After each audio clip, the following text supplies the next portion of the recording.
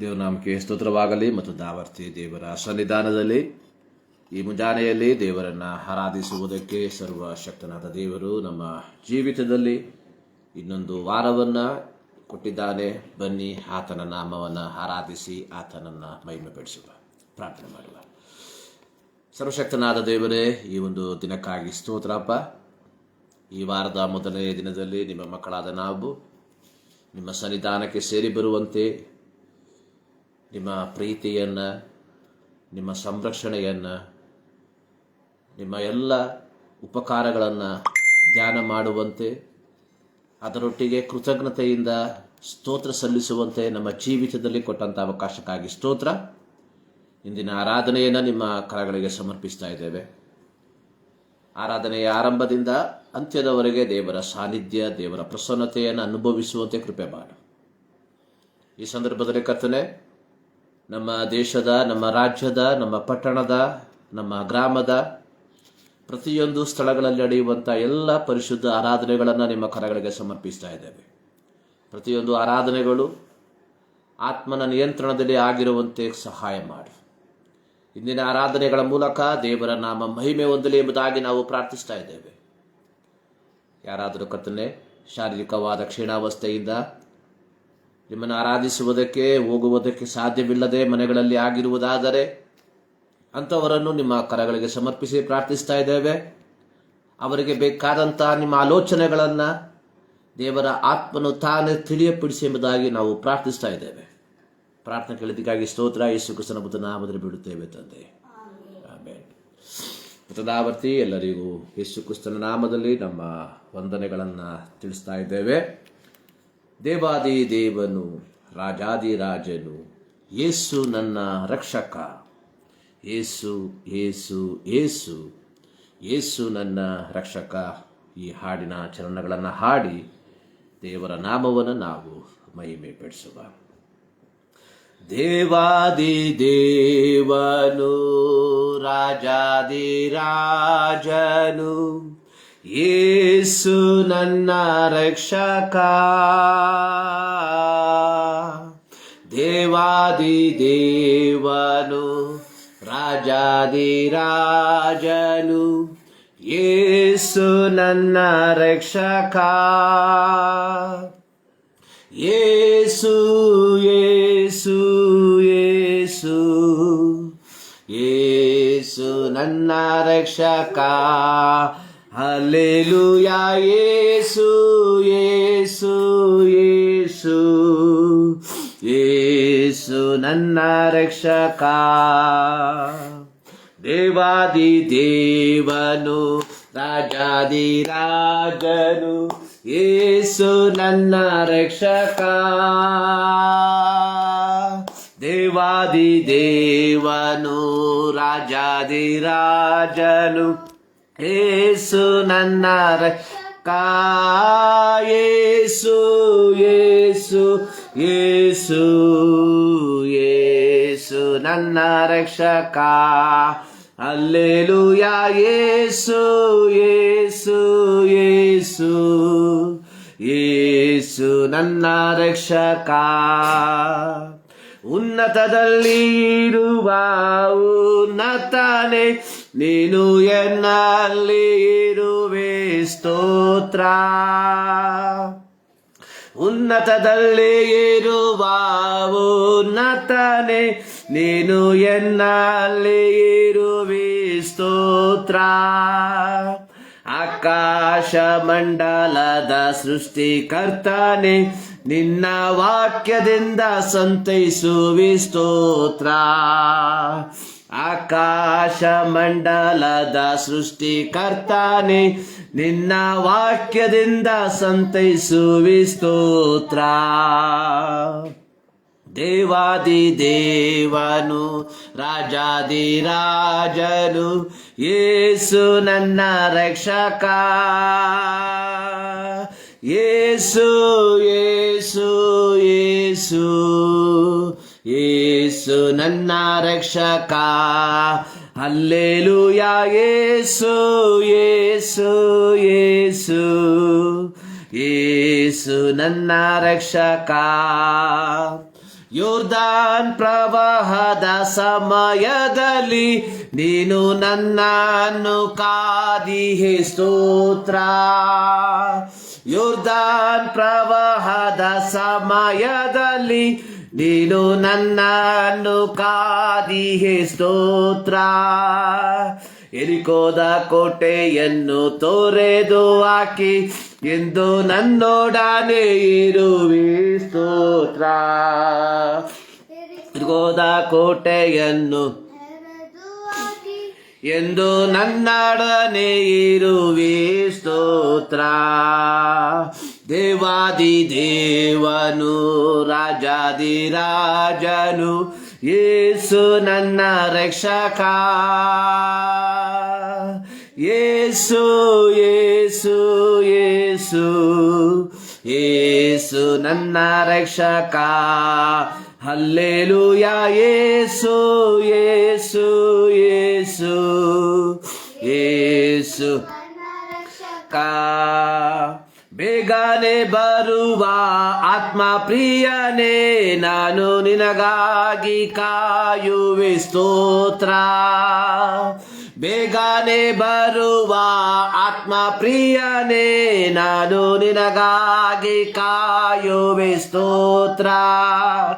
ಎಂದೆಂದು ನಿನ್ನೊಡನೆ ಜೀವಿಸಲು ನಿತ್ಯ ಜೀವವ ನೀಡಿದೆ ಸ್ತೋತ್ರ. ಎಂದೆಂದು ನಿನ್ನೊಡನೆ ಜೀವಿಸಲು ನಿತ್ಯ ಜೀವವ ನೀಡಿದೆ. ದೇವಾದಿ ದೇವನು ರಾಜ ಯೇಸು ನನ್ನ ರಕ್ಷಕ. ದೇವಾದಿ ದೇವನು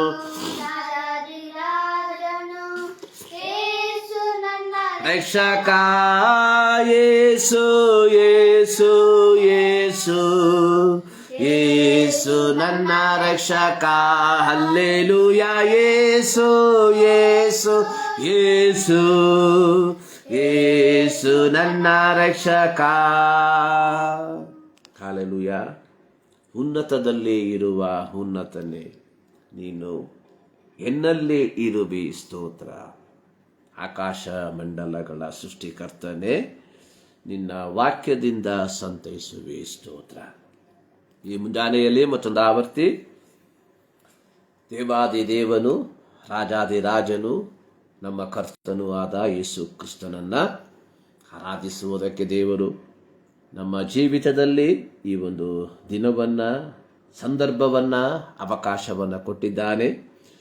ಆದುದರಿಂದ ದೇವರು ಮಾಡಿದ ಉಪಕಾರಗಳನ್ನು ನಾವು ಮನನ ಮಾಡಿಕೊಂಡು ಆತನನ್ನು ಸ್ತುತಿಸುವುದಕ್ಕೆ ನಾವು ಬಾಧ್ಯಸ್ಥರಾಗಿದ್ದೇವೆ.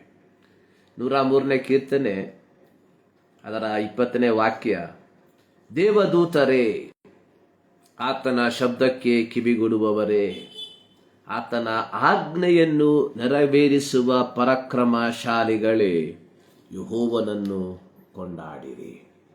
ಆತನ ಸೈನ್ಯಗಳೇ, ಆತನ ಮೆಚ್ಚುಗೆಯನ್ನು ನೆರವೇರಿಸುವ ಸೇವಕರೇ, ಯೆಹೋವನನ್ನು ಕೊಂಡಾಡಿರಿ. ಆತನ ರಾಜ್ಯದ ಸರ್ವ ಸ್ಥಳಗಳಲ್ಲಿರುವ ಎಲ್ಲ ಸೃಷ್ಟಿಗಳೇ, ಯೆಹೋವನನ್ನು ಕೊಂಡಾಡಿರಿ. ನನ್ನ ಮನವೇ, ಯೆಹೋವನನ್ನು ಕೊಂಡಾಡು. ನೋಡಿ, ಕೀರ್ತನೆಗಾರನು ದಾವೀದನು ನನ್ನ ಮನವೇ ಯೆಹೋವನನ್ನು ಕೊಂಡಾಡು ಎಂದು ಕೀರ್ತನೆಯನ್ನ ಪ್ರಾರಂಭಿಸಿ ಅದರ ಕೊನೆಯ ಭಾಗದಲ್ಲಿ ಆತನು ಹೇಳುವಂಥದ್ದು, ದೇವದೂತರೇ, ಆತನ ಶಬ್ದಕ್ಕೆ ಕಿವಿಗೊಡುವವರೇ, ಆತನ ಆಜ್ಞೆಗಳನ್ನು ನೆರವೇರಿಸುವ ಪರಾಕ್ರಮಶಾಲಿಗಳೇ, ಯೆಹೋವನನ್ನು ಕೊಂಡಾಡಿರಿ. ಅಂದ್ರೆ ಯಾರು ಯೆಹೋವನನ್ನ ಕೊಂಡಾಡಬೇಕು ಅಂದ್ರೆ ಆತನ ಶಬ್ದಕ್ಕೆ ಕಿವಿಗೊಡುವವರು, ಆತನ ಆಜ್ಞೆಗಳನ್ನ ನೆರವೇರಿಸುವವರು. ಎಲ್ಲರೂ ಅಲ್ಲ ದೇವರನ್ನ ಆರಾಧನೆ ಮಾಡಬೇಕಾಗಿರುವಂಥದ್ದು. ಸೊ ದೇವರನ್ನ ಆರಾಧಿಸುವಂಥವರು. ಯೇಸು ಸ್ವಾಮಿ ಹೇಳ್ತಾ ಇದ್ದಾನೆ, ನೀವು ನನ್ನನ್ನ ಪ್ರೀತಿಸುವುದಾದರೆ ನನ್ನ ಆಜ್ಞೆಗಳನ್ನ ಕೈಕೊಂಡು ನಡಿತೀರಾ. ಸೊ ಯಾರು ದೇವರನ್ನ ಸ್ತುತಿಸಬೇಕು? ಮತ್ತಾಯನ ಸುವಾರ್ತೆ 7ನೇ ಅಧ್ಯಾಯದಲ್ಲಿ ಯೇಸು ಸ್ವಾಮಿ ಹೇಳ್ತಾ ಇದ್ದಾನೆ, ನನ್ನನ್ನು ಸ್ವಾಮಿ ಸ್ವಾಮಿ ಅನ್ನುವವರೆಲ್ಲರೂ ಪರಲೋಕ ರಾಜ್ಯದಲ್ಲಿ ಸೇರೋದಿಲ್ಲ, ಪರಲೋಕದಲ್ಲಿರುವ ನನ್ನ ತಂದೆಯ ಚಿತ್ತದಂತೆ ಜೀವಿಸುವಂತವನೇ ಪರಲೋಕ ರಾಜ್ಯಕ್ಕೆ ಸೇರ್ತಾನೆ. ಸೊ ಇಂದು ನಾವು ವ್ರತವಾಗಿ ದೇವರ ನಾಮವನ್ನು ಕರೀತಾ ಇದ್ದೇವೆ. ಪ್ರತ್ಯೇಕವಾಗಿ ಭಾನುವಾರ ದಿನ ಆಗ್ಬಿಟ್ರೆ ನಾವು ಯೇಸುವೆ ಯೇಸುವೆ ಅಂತ ಕೂಗ್ತಾ ಇದ್ದೇವೆ. ಆದರೆ ಕೀರ್ತನಗಾರನು ಸ್ಪಷ್ಟವಾಗಿ ಹೇಳ್ತಾ ಇದ್ದಾನೆ, ಆತನ ಶಬ್ದಕ್ಕೆ ಕಿವಿಗೊಡುವವರೇ, ಅಂದ್ರೆ ದೇವರ ಮಾತನ್ನ ಕೇಳುವಂತವರು ಮಾತ್ರವಲ್ಲ, ಆತನ ಆಜ್ಞೆಗಳನ್ನ ನೆರವೇರಿಸುವಂತವರೇ. ಈ ಮುಂಜಾನೆಯಲ್ಲಿ ದೇವರ ಸನ್ನಿಧಾನಕ್ಕೆ, ದೇವರನ್ನು ಆರಾಧಿಸುವುದಕ್ಕೆ ನಾವು ಹೋಗುವಂತಹ ಸಂದರ್ಭದಲ್ಲಿ ನನಗೆ ನಾನೇ ಕೇಳಿಕೊಳ್ಳಬೇಕಾದ ಪ್ರಶ್ನೆ, ನಾನು ಆತನ ಶಬ್ದಕ್ಕೆ ಕಿವಿಗೊಡುವವನ? ದೇವರ ಮಾತುಗಳಿಗೆ, ದೇವರ ವಾಕ್ಯಕ್ಕೆ ಕಿವಿಗೊಡುವವನ? ಎರಡನೇದು, ಆತನ ಮಾತುಗಳನ್ನ ನೆರವೇರಿಸುವಂತಹ ಅಥವಾ ಈಡೇರಿಸುವಂತಹ ವ್ಯಕ್ತಿಯಾಗಿದ್ದೇನಾ? ಪ್ರಿಯರೇ, ಈ ಎರಡು ಅಂಶಗಳು ನಮ್ಮಲ್ಲಿ ಇಲ್ಲದೆ ಹೋದ್ರೆ, ಅಂದ್ರೆ ದೇವರ ಶಬ್ದಕ್ಕೆ ಕಿವಿಗೊಡದೆ ಹೋದ್ರೆ, ಆತನ ಮಾತುಗಳಿಗೆ, ಆತನ ಆಜ್ಞೆಗಳಿಗೆ ನಾವು ನಮ್ಮ ಜೀವಿತದಲ್ಲಿ ಸ್ಥಾನ ಕಲ್ಪಿಸದೆ ಹೋದ್ರೆ, ನೀನು ನಾನು ದೇವರನ್ನ ಸ್ತುತಿಸುವುದಕ್ಕೆ, ಆರಾಧಿಸುವುದಕ್ಕೆ ಯೋಗ್ಯರಲ್ಲ ಎಂಬುವಂಥದ್ದನ್ನ ನಾವುಗಳು ಮರಿಬಾರದು. ದೇವಾದಿ ದೇವನು, ರಾಜಾದಿ ರಾಜನು, ಯೇಸು ನನ್ನ ರಕ್ಷಕ. ಹೌದು ಪ್ರಿಯರೇ, ಈ ಮುಂಜಾನೆಯಲ್ಲಿ ಈ ಸೃಷ್ಟಿಕರ್ತನನ್ನು ಆರಾಧಿಸುವುದಕ್ಕೆ ನಾವು ಸೇರಿ ಬಂದಿರುವಾಗ ಒಂದು ಬಾರಿ ನಮ್ಮ ಜೀವಿತವನ್ನು ಪರೀಕ್ಷೆ ಮಾಡಿಕೊಳ್ಳುವ. ಕಳೆದ 1ನೇ ತಾರೀಕಿನಿಂದ ಸೆಪ್ಟೆಂಬರ್ 1 ಭಾನುವಾರ, ಇವತ್ತು ಸೆಪ್ಟೆಂಬರ್ 8 ಭಾನುವಾರ, ಈ 7 ದಿನ ನಾವು ದೇವರ ಶಬ್ದಕ್ಕೆ ಕಿವಿಗೊಟ್ಟಿದ್ದೇವ, ಆತನ ಆಜ್ಞೆಗಳನ್ನು ನಾವು ನೆರವೇರಿಸಿದ್ದೇವ, ಆತನ ಆಜ್ಞಾನುಸಾರವಾಗಿ ನಾವು ಜೀವಿಸುತ್ತಿದ್ದೇವ. ಈ ಒಂದು ಪ್ರಶ್ನೆಯನ್ನು ನಮಗೆ ಕೇಳಬೇಕು. ಇಲ್ಲದೆ ಹೋದ್ರೆ, ಯೇಸು ಸ್ವಾಮಿ ಮತ್ತಾಯನ ಸುವಾರ್ತೆಯಲ್ಲಿ ಹೇಳಿದ ರೀತಿಯಲ್ಲಿ, ನೀನು ಯಜ್ಞವೇದಿಯ ಸಮೀಪಕ್ಕೆ ಬಂದಾಗ ನಿನ್ನ ಮನಸ್ಸಿನಲ್ಲಿ ಏನೋ, ನಿನ್ನ ಸಹೋದರನ ಮೇಲೆ ಏನೋ ವಿರೋಧವಿದೆ ಎಂಬುದಾಗಿ ನಿನಗೆ ಗೊತ್ತಾದ್ರೆ, ಮೊದಲು ಸಹೋದರನ ಸಂಗಡ ಒಂದಾಗು. ಪ್ರಿಯರೇ, ನಾವು ದೇವರ ವಾಕ್ಯಕ್ಕೆ ಕಿವಿಗೊಡದವರಾಗಿದ್ರೆ, ಆತನ ಆಜ್ಞೆಗಳನ್ನ ನೆರವೇರಿಸದೆ ಕಳೆದ 1 ವಾರ ಜೀವಿಸಿದ್ರೆ, ಈ ಮುಂಜಾನೆಯಲ್ಲಿ ದೇವರನ್ನ ಆರಾಧಿಸುವುದಕ್ಕೆ ನಮಗೆ ಯೋಗ್ಯತೆ ಇಲ್ಲ. ಈ ಮುಂಜಾನೆಯಲ್ಲಿ ನಾವು ದೇವರನ್ನ ಆರಾಧಿಸಬೇಕಾದ್ರೆ ಮೊದಲು ದೇವರ ಸನ್ನಿಧಾನದಲ್ಲಿ ಕ್ಷಮಾಪಣೆಯನ್ನು ಕೇಳೋಣ. ದೇವರೇ, ಕಳೆದ ವಾರ ನಿನ್ನ ಶಬ್ದವನ್ನ ನಾನು ಕೇಳಲಿಲ್ಲ, ನಿನ್ನ ಆಜ್ಞಾನುಸಾರವಾಗಿ ನಾನು ಬದುಕಿಲ್ಲ, ನನ್ನನ್ನು ಕ್ಷಮಿಸು ಎಂಬ ಕ್ಷಮಾಪಣೆ ಪತ್ರವನ್ನ ದೇವರ ಸನ್ನಿಧಾನದಲ್ಲಿ ಸಮರ್ಪಿಸಿ ಈ ಮುಂಜಾನೆಯಲ್ಲಿ ನಾವು ದೇವರನ್ನ ಆರಾಧಿಸುವುದಕ್ಕೆ ಸಿದ್ಧರಾದ್ರೆ ಮಾತ್ರ ನಮ್ಮ ಆರಾಧನೆಯನ್ನ ದೇವರು ಕೇಳ್ತಾನೆ. ಇಲ್ಲದೆ ಹೋದ್ರೆ, ಅರಸುಗಳ ಪುಸ್ತಕದಲ್ಲಿ ನಾವು ನೋಡ್ತೇವೆ, ಬಾಳನ ಪ್ರವಾದಿಗಳು ಮುಂಜಾನೆಯಿಂದ ಸಾಯಂಕಾಲದವರೆಗೆ ಬಾಳನೇ ಕಿವಿಗೊಡು ಎಂಬುದಾಗಿ ಮೊರೆ ಇಟ್ಟರು. ಯಾವ ಪ್ರತ್ಯುತ್ತರ ಸಿಕ್ಕಲಿಲ್ಲ. ನಾವು ನಮ್ಮ ಜೀವಿತವನ್ನ ಕ್ರಮಪಡಿಸಿಕೊಳ್ಳದೆ ಹೋದ್ರೆ, ಈ ಮುಂಜಾನೆಯಲ್ಲಿ ಯೇಸುವೆ ಯೇಸುವೆ ಎಂದು ಕರೆದ್ರೆ ಯಾವ ಪ್ರಯೋಜನವೂ ಸಿಕ್ಕೋದಿಲ್ಲ. ಇಲ್ಲಿ ಕೀರ್ತನಗಾರನು ಸ್ಪಷ್ಟವಾಗಿ ಹೇಳ್ತಾ ಇದ್ದಾನೆ, ಆತನ ಶಬ್ದಕ್ಕೆ ಕಿವಿಗೊಡುವವರೇ, ಆತನ ಆಜ್ಞೆಯನ್ನು ನೆರವೇರಿಸುವ ಪರಾಕ್ರಮಶಾಲಿಗಳೇ, ಯೆಹೋವನನ್ನು ಕೊಂಡಾಡಿರಿ. ಇಂಥವರ ಪ್ರಾರ್ಥನೆಯನ್ನ ಮಾತ್ರ ಯೇಸು ಸ್ವಾಮಿ ಕೇಳೋದು. ಯೋಹಾನನ ಸುವಾರ್ತೆಯಲ್ಲಿ ಯೇಸು ಸ್ವಾಮಿ ಒಬ್ಬ ವ್ಯಕ್ತಿಯನ್ನು ಸೌಖ್ಯಪಡಿಸುವಂಥದ್ದನ್ನು ನಾವು ಕಾಣ್ತೇವೆ. ಫರಿಸಾಯರು ಹೇಳಿದ್ರು, ಒಬ್ಬ ಕುರುಡನನ್ನ ಸ್ವಸ್ಥಪಡಿಸುವಂಥದ್ದನ್ನ ಫರಿಸಾಯರು ಕೇಳಿದ್ರು. ನಿನಗೆ ಯಾವ ರೀತಿ ಕಂಡು ಬಂತು? ಆತ ಹೇಳ್ದ, ಯೇಸು ಎಂಬ ವ್ಯಕ್ತಿ ಏನ್ ಮಾಡ್ದ, ನನ್ನ ಕಣ್ಣಿಗೆ ಕೆಸರನ್ನ ಹಚ್ಚಿಬಿಟ್ಟು ತೊಳೆಯಕ್ಕೆ ಹೇಳ್ದ, ಹೋಗಿ ತೊಳ್ಕೊಂಡೆ, ಕಣ್ಣು ಬಂತು. ಅವ್ರು ಹೇಳ್ತಾ ಇದ್ದಾರೆ ಇಲ್ಲಲ್ಲ ಯೇಸು ಸ್ವಾಮಿ ಪಾಪಿ, ಆದ್ರೆ ಇಲ್ಲಿ ಕುರುಡ ಹೇಳ್ತಾ ಇದ್ದಾನೆ ಸೊ ಪಾಪಿಗಳ ಪ್ರಾರ್ಥನೆಯನ್ನ ದೇವರು ಕೇಳಲ್ಲ, ಯಾರು ನೀತಿವಂತರಾಗಿರ್ತಾರೋ ಅಂಥವರ ಪ್ರಾರ್ಥನೆಯನ್ನ ದೇವರು ಕೇಳ್ತಾನೆ. ಪ್ರಿಯರೇ, ನನ್ನ ಆರಾಧನೆ, ನನ್ನ ಪ್ರಾರ್ಥನೆ ದೇವರು ಅಂಗೀಕಾರ ಮಾಡಬೇಕಾದ್ರೆ ನಾನು ನೀತಿವಂತನಾಗಿರ್ಬೇಕು. ನಾವು ನೀತಿವಂತರಾಗಿ ಕಳೆದ ಒಂದು ವಾರ ಬಾಳ್ವೆಯನ್ನು ನಡೆಸಿದ್ದೇವ. ಸೊ ಇಲ್ಲದೆ ಹೋದ್ರೆ ಈ ಮುಂಜಾನೆಯಲ್ಲಿ ಮೊದಲು ಒಂದು ಕ್ಷಮಾಪಣಾ ಪತ್ರವನ್ನ ದೇವರಿಗೆ ಬರೆದು ಆತನ ಸನ್ನಿಧಾನದಲ್ಲಿ ಕ್ಷಮಾಪಣೆಯನ್ನ ಕೋರಿ ಆತನನ್ನ ಆರಾಧಿಸುವಂತವರಾಗಿರುವ, ಒಂದು ಇಂಗ್ಲಿಷ್ ಹಾಡಿನ ಕೆಲವು ಚರಣಗಳನ್ನ ಕೇಳಿ ದೇವರ ನಾಮವನ್ನು ನಾವು ಮಹಿಮೆ ಪಡಿಸುವಂತವರಾಗಿರುವ.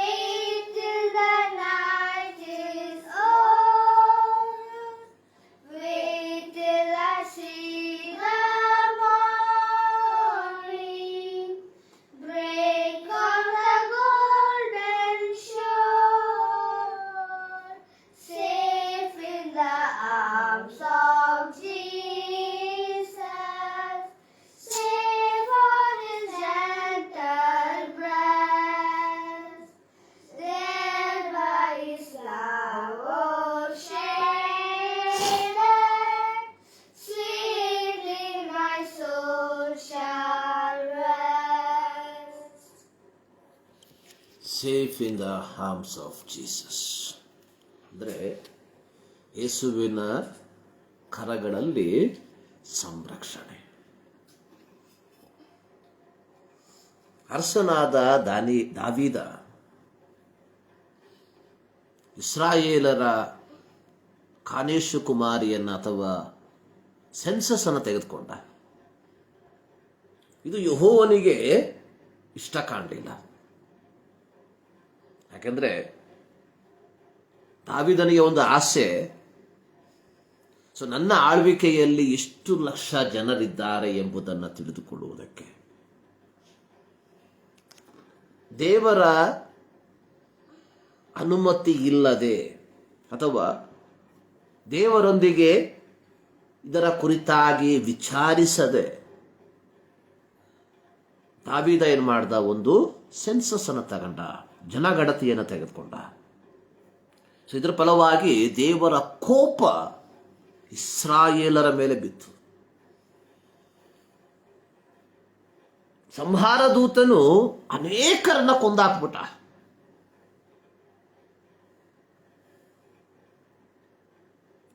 ಕೊನೆಯದಾಗಿ ನಾತಾನ್ ಪ್ರವಾದಿಯ ಮೂಲಕವಾಗಿ 3 ವಿಧವಾದ ಶಿಕ್ಷೆಯನ್ನ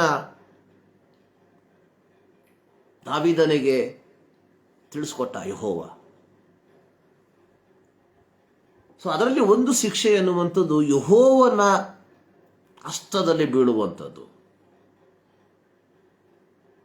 ದಾವೀದ ಆಯ್ದುಕೊಂಡಂತಹ ಶಿಕ್ಷೆ, ನಾನು ಯೆಹೋವನ ಮುಂದೆ ಬಿದ್ದುಕೊಳ್ತೇನೆ.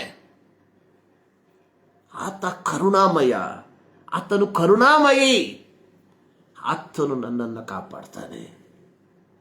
ಪ್ರಿಯರೇ, ನಮ್ಮ ಮರುಭೂ ಯಾತ್ರೆಯಲ್ಲಿ ಅಥವಾ ನಮ್ಮ ಜೀವಿತ ಪ್ರಯಾಣದಲ್ಲಿ ಆಶ್ರಯಿಸುವುದಕ್ಕೆ ಅತ್ಯಮೂಲ್ಯವಾದ ಒಂದು ಸ್ಥಾನ ಅನ್ನುವಂಥದ್ದು ಅದು ಯೇಸುವಿನ ಕರಗಳಿಗೆ. ಯೆಶಾಯನ ಪ್ರವಾದನಾ ಗ್ರಂಥದಲ್ಲಿ ನಾವು ನೋಡ್ತೇವೆ, ಸರ್ವಶಕ್ತನಾದ ದೇವರು ಇಸ್ರಾಯೇಲ್ ಮಕ್ಕಳ ಕುರಿತಾಗಿ ಹೇಳುವಂಥದ್ದು, ನಾನು ನಿಮ್ಮನ್ನು ನನ್ನ ಅಂಗೈಯಲ್ಲಿ ಚಿತ್ರಿಸಿದ್ದೇನೆ, engraved in my palm, so no one can snatch. ನನ್ನ ಕೈಯಿಂದ ಅಥವಾ ನನ್ನ ಆ ಒಂದು ಸಂರಕ್ಷಣೆಯಿಂದ ನಿಮ್ಮನ್ನು ಯಾರಿಂದಲೂ ಬೇರ್ಪಡಿಸುವುದಕ್ಕೆ ಸಾಧ್ಯವಿಲ್ಲ. ಒಬ್ಬ ಕ್ರೈಸ್ತನಿಗೆ, ದೇವರ ಮಗನಿಗೆ ಆಶ್ರಯಿಸುವುದಕ್ಕೆ ಅತ್ಯಮೂಲ್ಯವಾದ ಸ್ಥಾನ ಅನ್ನುವಂಥದ್ದು ದೇವರ ಕರಗಳಲ್ಲಿ in the arms of Jesus. ಪ್ರಿಯರೇ, ಈ ಮುಂಜಾನೆಯಲ್ಲಿ ಈ ಒಂದು ಪ್ರಶ್ನೆಯನ್ನು ಕೇಳ್ಕೊಳ್ಳೋಣ. ನಾನು ದೇವರ ಹಸ್ತದಲ್ಲಿ ಇದ್ದೇನಾ? ನಾವು ದೇವರನ್ನ ಆರಾಧಿಸುವುದಕ್ಕೆ ಬಂದಿದ್ದೇವೆ. ನಮ್ಮ ಆರಾಧನೆಯ ಉದ್ದೇಶ ಅಥವಾ ಭಾನುವಾರದ ಕೂಡಿ ಬರೋಣದ ಉದ್ದೇಶ ದೇವರನ್ನ ಸ್ತುತಿಸುವುದಕ್ಕೆ, ದೇವರನ್ನ ಆರಾಧಿಸುವುದಕ್ಕೆ. 148ನೇ ಕೀರ್ತನೆ ಅದರ 1ನೇ ವಾಕ್ಯ, ಯಾಹುವಿಗೆ ಸ್ತೋತ್ರ, ಆಕಾಶ ಮಂಡಲದಿಂದ ಯೆಹೋವನಿಗೆ ಸ್ತುತಿಯುಂಟಾಗಲಿ, ಮಹೋನ್ನತದಲ್ಲಿ ಆತನ ಸ್ತೋತ್ರವು ಕೇಳಿಸಲಿ. ಇದು ಹಲ್ಲೆಲೂಯಾಕ್ಕಿದೆ, ಸಾಮ್ಸ್ ಆಫ್ ಹಲ್ಲೆಲೂಯಾ. ಹಲ್ಲೆಲೂಯಾ ಅನ್ನುವಂಥದ್ದು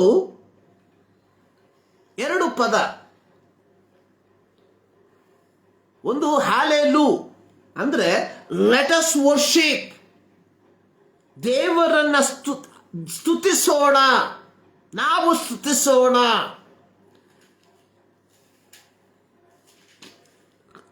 ಅದರ ಕೊನೆ 3 ಪದ ಇದೆ ಅಥವಾ 3 ಲೆಟರ್ ಇದೆ. JAH, hallelujah. ಯಾ ಅನ್ನುವಂಥ ಪದ ಅರ್ಥ ಗಾಡ್, ದೇವರು. ಅಂದ್ರೆ ಸಂಕ್ಷಿಪ್ತವಾಗಿ ಹೇಳೋದಾದ್ರೆ ಲೆಟ್ ಅಸ್ ಪ್ರೈಸ್ ಗಾಡ್. ದೇವರನ್ನು ಸ್ತುತಿಸೋಣ. ಏನು ದೇವರನ್ನು ಸ್ತುತಿಸುವುದು ಅಂದರೆ ಎಲ್ಲ ಬಾರಿ ನಾನು ಹೇಳುವಂತ ಒಂದು ಮಾತು,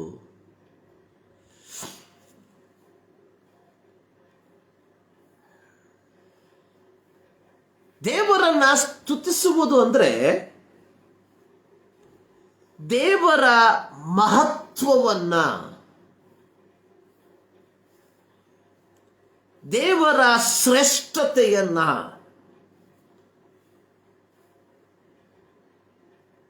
116ನೇ ಕೀರ್ತನೆಯಲ್ಲಿ ಕೀರ್ತನೆಗಾರನ ಒಂದು ಮಾತು ಹೇಳ್ತಾ ಇದ್ದಾನೆ, ಎಲ್ಲ ದೇವ ಭಕ್ತರೇ ಬಂದು ಕೇಳಿರಿ, ಆತನು ನನಗಾಗಿ ಮಾಡಿದ್ದನ್ನ ನಿಮಗೆ ತಿಳಿಸ್ತೇನೆ. ಸೊ ದೇವರನ್ನ ಸ್ತುತಿಸುವಂಥದ್ದು ಅಂದ್ರೆ ಒಂದು ದೇವರ ಮಹತ್ವವನ್ನ, ದೇವರ ಶ್ರೇಷ್ಠತೆಯನ್ನ ಹೊಗಳುವಂಥದ್ದು. ಸೊ 2, ದೇವರು ನನ್ನ ಜೀವಿತದಲ್ಲಿ ಮಾಡಿದಂತಹ ಕ್ರಿಯೆಗಳನ್ನ. ಸೊ 103ನೇ ಕೀರ್ತನೆಯಲ್ಲಿ ದಾವೀದನು ಆಡಿರುವಂಥದ್ದು, ನನ್ನ ಮನವೇ ಯೆಹೋವನನ್ನು ಕೊಂಡಾಡು, ನನ್ನ ಸರ್ವೇಂದ್ರಿಯಗಳೇ ಆತನ ಪವಿತ್ರ ನಾಮವನ್ನು ಕೀರ್ತಿಸಿರಿ. ಸೊ ನನ್ನ ಮನವೇ ಯೆಹೋವನನ್ನು ಕೊಂಡಾಡು, ಆತನು ಮಾಡಿದ ಉಪಕಾರಗಳಲ್ಲಿ ಒಂದನ್ನು ಮರೆಯಬೇಡ. ಅಲ್ಲಿಗೆ ಮಾತ್ರ ಅಲ್ಲ, ಆತನು ನಿನ್ನ ಎಲ್ಲ ಅಪರಾಧಗಳನ್ನ ಕ್ಷಮಿಸಿದನು, ಸಮಸ್ತ ರೋಗಗಳನ್ನ ವಾಸಿ ಮಾಡಿದನು. ಸೊ ನನ್ನ ಜೀವವನ್ನ ನಾಶದಿಂದ ತಪ್ಪಿಸಿದನು, ಪ್ರೀತಿ ಕೃಪೆಗಳೆಂಬ ಕಿರೀಟದಿಂದ ನನ್ನನ್ನು ಶೃಂಗರಿಸಿದನು. ಅಂದ್ರೆ ಆಧ್ಯಾತ್ಮಿಕವಾದಂತಹ ರೀತಿಯಲ್ಲಿ ನಾವು ಹೇಳೋದಾದ್ರೆ, ಯೇಸು ಸ್ವಾಮಿಯ ರಕ್ತದ ಮೂಲಕ ನನ್ನ ಪಾಪಗಳು ಕ್ಷಮಿಸಲ್ಪಟ್ಟಿದೆ, ಅದರ ಮೂಲಕ ನನ್ನ ರೋಗಗಳಿಗೆ ಮುಕ್ತಿಯಾಗಿದೆ. ಅದು ಮಾತ್ರವಲ್ಲ, ಯೇಸು ಕ್ರಿಸ್ತನ ರಕ್ತದ ಮೂಲಕ ನಿತ್ಯ ಜೀವವನ್ನ ಆತನು ನನಗೆ ವಾಗ್ದಾನ ಮಾಡಿದ್ದಾನೆ. ನಂತರ ಅಲ್ಲಿಯೇ ನಿಲ್ಲೋದಿಲ್ಲ. ಸೊ ನನ್ನ ಮರಣದ ನಂತರ ನಾನು ಪರಲೋಕದಲ್ಲಿ ಪ್ರೀತಿ ಕೃಪೆಗಳೆಂದ ಕಿರೀಟದಿಂದ ಸೊ ನನ್ನನ್ನು ಶೃಂಗರಿಸ್ತಾನೆ. ಆರಾಧನೆ ಅನ್ನುವಂಥದ್ದು ನಾನು ಯಾರಾಗಿದ್ದೆ ಹಾಡಿದೆಯಲ್ಲ. ಸೊ ಗಣನೆಗೆ ಬಾರದ ನನ್ನನ್ನು ನೀ ಘನವಾದ ಪ್ರೀತಿಯಿಂದ ಅಪ್ಪಿಕೊಂಡೆ, ಈ ನಿನ್ನ ಪ್ರೀತಿ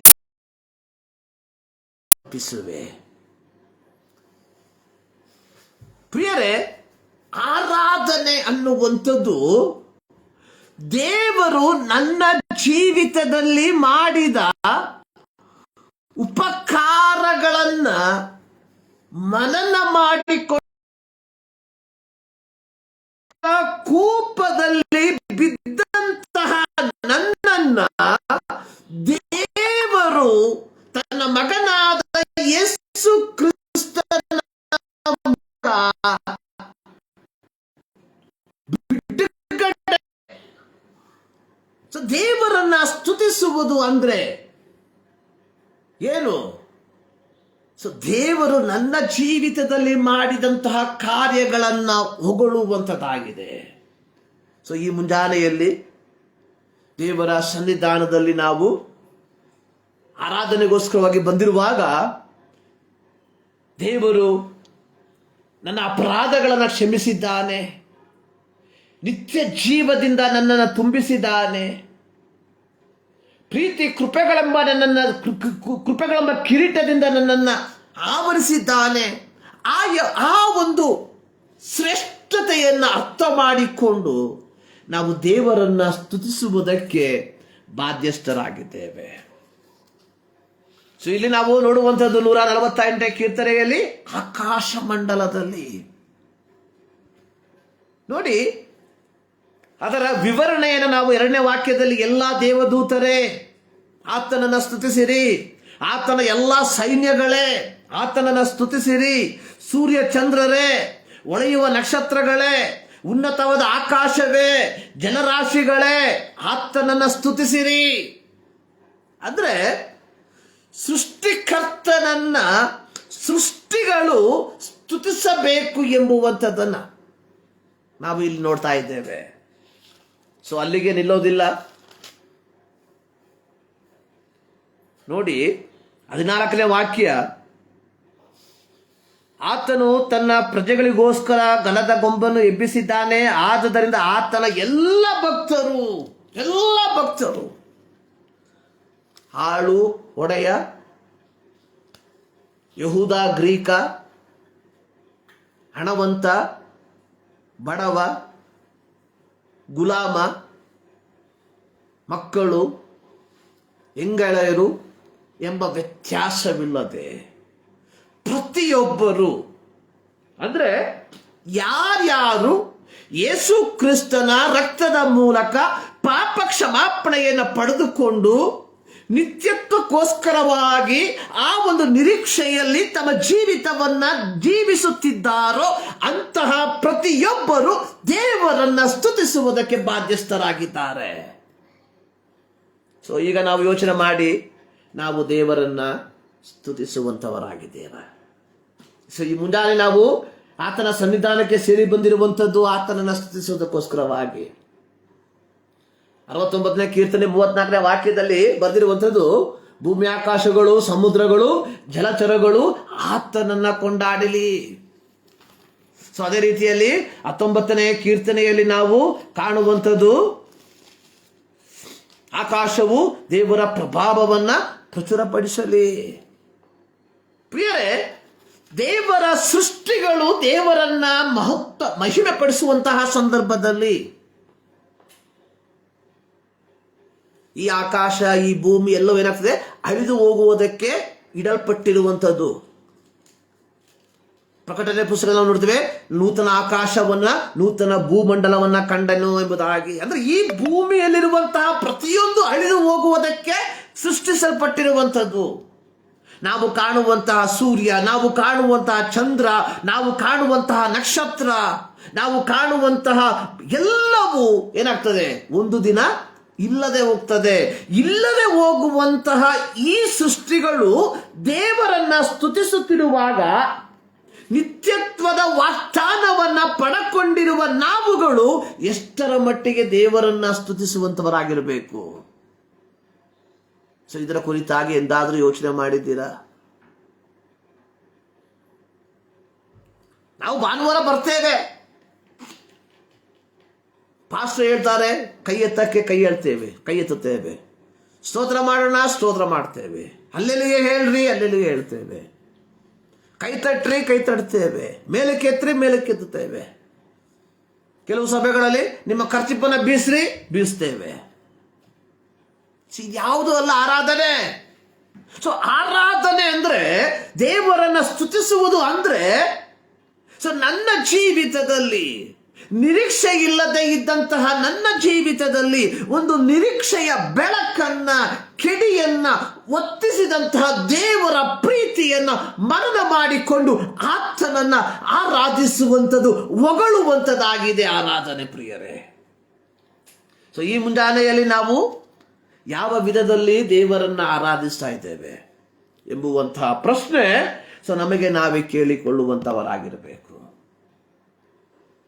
ಪ್ರಿಯರೇ, ಇಂದು ನಾವು ಧ್ಯಾನ ಮಾಡುವಂತಹ ಶೀರ್ಷಿಕೆ ಎನ್ನುವಂಥದ್ದು ದೇವರ ವಿಮೋಚನಾ ಕ್ರಿಯೆಯಲ್ಲಿ ಮಹಿಳೆಯರ ಪಾಲುದಾರಿಕೆ, ಅಥವಾ ದೇವರ ದೌತ್ಯದಲ್ಲಿ ಅಥವಾ ಸೇವೆಯಲ್ಲಿ ಮಹಿಳೆಯರ ಪಾಲುದಾರಿಕೆ. ನಾವು ಚರಿತ್ರೆಯನ್ನ ಕಲಿಯೋದಕ್ಕೆ ಪ್ರಾರಂಭ ಮಾಡಿದ್ರೆ, ಪ್ರತ್ಯೇಕವಾಗಿ ಮಿಷನರಿಗಳ ಚರಿತ್ರೆಯನ್ನು ನಾವು ಕಲ್ತ್ರೆ, ಪ್ರತ್ಯೇಕವಾಗಿ ನಮ್ಮ ಭಾರತ ದೇಶಕ್ಕೆ ಅನೇಕ ಮಹಿಳಾ ಮಿಷನರಿಗಳು ಬಂದಿರುವಂಥದ್ದನ್ನು ನಾವು ಕಾಣ್ತೇವೆ. ಸೊ ಹೀಗೆ ಬಂದಂಥವರು ಒಂದು ಟೂರಿಸ್ಟ್ ಆಗಿ ಬಂದಿರುವಂಥದ್ದಲ್ಲ.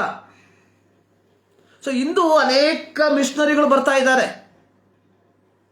ಕೊರಿಯಾದಿಂದ, ಅಮೇರಿಕಾದಿಂದ, ಪಾಶ್ಚಾತ್ಯ ದೇಶಗಳಿಂದ ಅನೇಕ ಮಿಷನರಿಗಳು ಬರ್ತಾ ಇದ್ದಾರೆ. ಸೊ ಇವರ ಉದ್ದೇಶ ಎನ್ನುವಂಥದ್ದು ಭಾರತದಲ್ಲಿರುವ ಸೌಂದರ್ಯವನ್ನು ಅನುಭವಿಸಬೇಕು, ಮೈಸೂರು ಪ್ಯಾಲೇಸ್ ನೋಡಬೇಕು, ನಂದಿ ಬೆಟ್ಟ ನೋಡಬೇಕು, KRS ಡ್ಯಾಮ್ ನೋಡಬೇಕು, ರೆಡ್ ಫೋರ್ಟ್ ನೋಡಬೇಕು, ತಾಜ್ ಮಹಲ್ ನೋಡಬೇಕು, ರಾಜಸ್ಥಾನದಲ್ಲಿರುವಂತಹ ಎಲ್ಲ ಅರಮನೆಗಳನ್ನು ನೋಡಬೇಕು. ಸೊ ಇದು ಬಿಟ್ಟರೆ ಇವರಿಗೆ ಯಾವ ಉದ್ದೇಶ ಇಲ್ಲ. ಹೀಗೆ ಭಾರತ ದೇಶದ ಸೌಂದರ್ಯವನ್ನು ಅನುಭವಿಸುವುದಕ್ಕೆ ಬರುವಂಥವರು ಎಲ್ಲಾದರೂ ಒಂದು 2 ಕಡೆ ಒಂದು ಮೀಟಿಂಗ್ ಮಾಡಿಬಿಟ್ಟು ಮಿಷನರಿಗಳು ಎಂಬುದಾಗಿ ಹೇಳ್ಕೊಂಡು ತಂದಂತಹ ದುಡ್ಡನ್ನು ಖರ್ಚು ಮಾಡಿಕೊಂಡು ತಮಗೆ ತಾವೇ ಏನು ಆನಂದಗೊಂಡು ಹೋಗ್ತಾರೆ. ಆದರೆ 18-19ನೇ ಶತಮಾನದಲ್ಲಿ ಬಂದಂತಹ ಮಿಷನರಿಗಳು ಈ ರೀತಿ ಬಂದಂಥವರಲ್ಲ. ಸೊ ಹೀಗೆ ಬಂದಂಥವರು ಕೇವಲ ಪುರುಷರು ಮಾತ್ರ ಅಲ್ಲ, ಅನೇಕ ಸ್ತ್ರೀಯರು ಮಿಷನರಿಗಳಾಗಿ ನಮ್ಮ ಭಾರತ ದೇಶಕ್ಕೆ ಬಂದರು. ಅದರಲ್ಲಿ ಬಂದಂತಹ ಒಬ್ಬ ಮಿಷನರಿ ಆಗಿದ್ರು ಮದರ್ ತೆರೆಸಾ.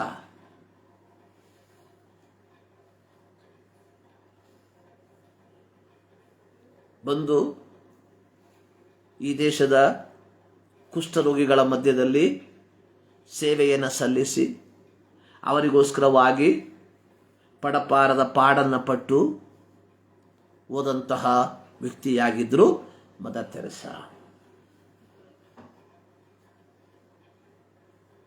ಸೊ ಅದೇ ರೀತಿಯಾಗಿ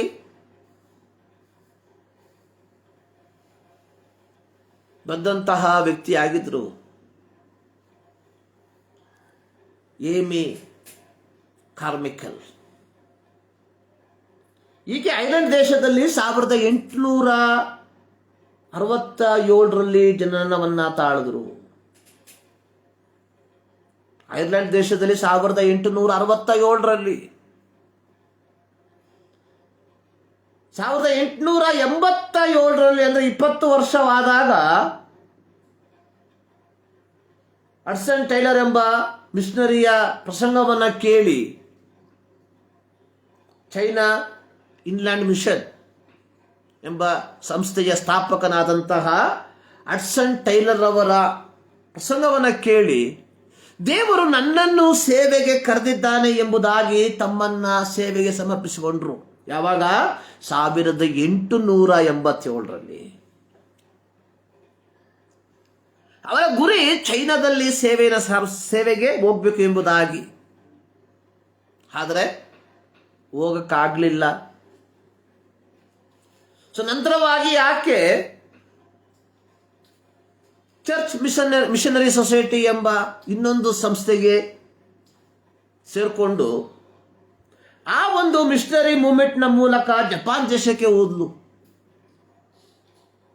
ಸುಮಾರು 1.5 ವರ್ಷ ಅಂದರೆ 15 ತಿಂಗಳಲ್ಲಿ ವಾಸ ಮಾಡಿದ್ಲು. ಅಲ್ಲಿಯೂ ಆಕೆಗೆ ಆರೋಗ್ಯದಲ್ಲಿ ಏರುಪೇರು ಉಂಟಾದರ ಫಲವಾಗಿ ವಾಪಸ್ ಹೋದ್ಲು ಐರ್ಲೆಂಡ್ ದೇಶಕ್ಕೆ. ಅಲ್ಲಿ ಸ್ವಲ್ಪ ಸಮಯ ಕಳೆದುಬಿಟ್ಟು ಅಲ್ಲಿಂದ ಸೀದಾ ಶ್ರೀಲಂಕಾಕ್ಕೆ ಬಂದ್ಲು.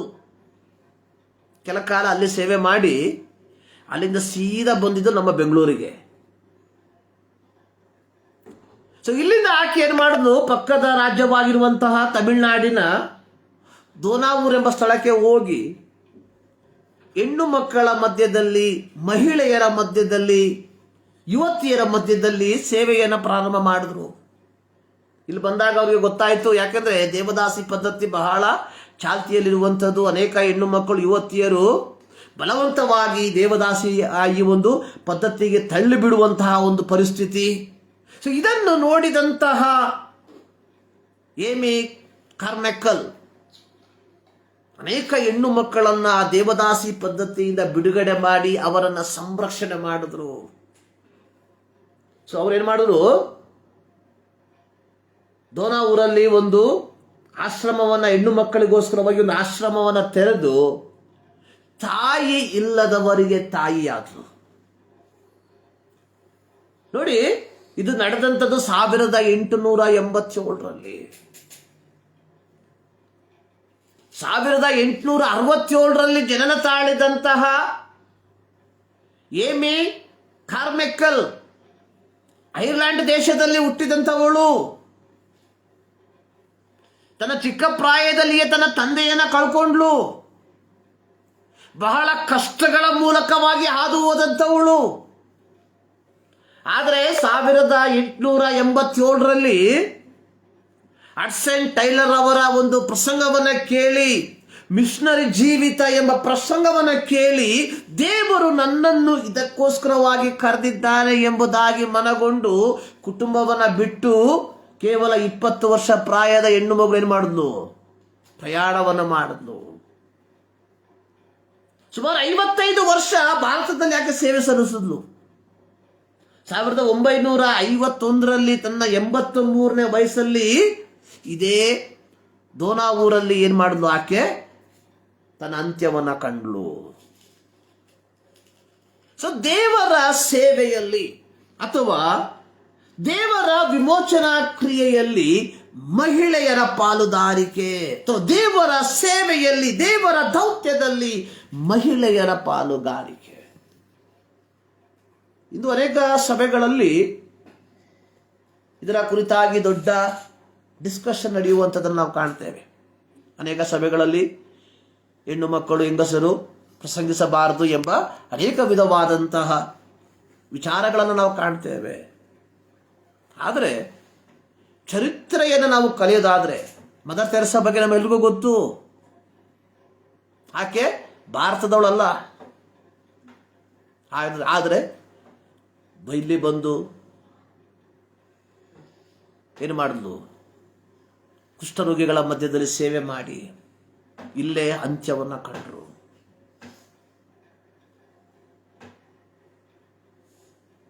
ಅದೇ ರೀತಿಯಾಗಿ ಒರಿಸ್ಸಾದಲ್ಲಿ ಸ್ಟೈನ್ಸ್ ಫ್ಯಾಮಿಲಿ ಕುಷ್ಠರೋಗಿಗಳ ಮಧ್ಯದಲ್ಲಿ ಸೇವೆ ಸಲ್ಲಿಸಿದಂತಹ ಆಸ್ಟ್ರೇಲಿಯನ್ ಮಿಷನರಿ, ಅವರ ಅಂತ್ಯ ನಮಗೆ ಗೊತ್ತು.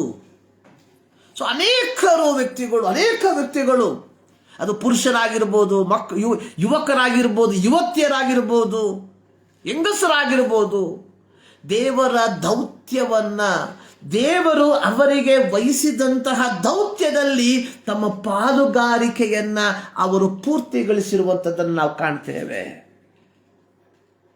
ಪ್ರಿಯರೇ, ಸೊ ನಮ್ಮ ಜೀವಿತದಲ್ಲಿ ನಾವು ಇಂತಹ ಒಂದು ದೌತ್ಯಕ್ಕೋಸ್ಕರವಾಗಿ ಕರೆಯಲ್ಪಟ್ಟಿದ್ದೇವೆ ಎಂಬುದು ಎಷ್ಟು ಜನರಿಗೆ ಗೊತ್ತು? ಇಂದು ಅನೇಕರು ನೆನೆಸುವಂಥದ್ದು ದೇವರ ಸೇವೆ ಕೇವಲ ಒಂದು ಪ್ರತ್ಯೇಕ ಗುಂಪಿಗೆ ಮಾತ್ರ ಸೀಮಿತವಾಗಿರುವಂಥದ್ದು.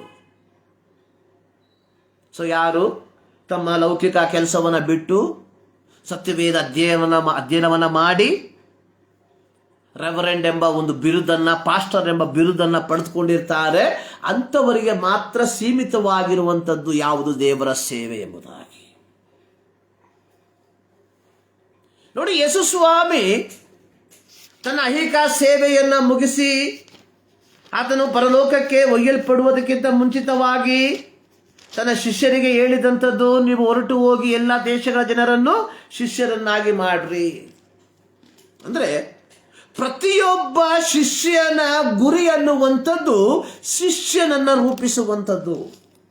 ಅರ್ಥಾತ್ ಪ್ರತಿಯೊಬ್ಬ ವಿಶ್ವಾಸಿಯ ಜೀವಿತ ಅನ್ನುವಂಥದ್ದು ಬೇರೊಬ್ಬ ವಿಶ್ವಾಸಿಯನ್ನ ಕರ್ತನೆಡೆಗೆ ತರುವಂಥದ್ದು.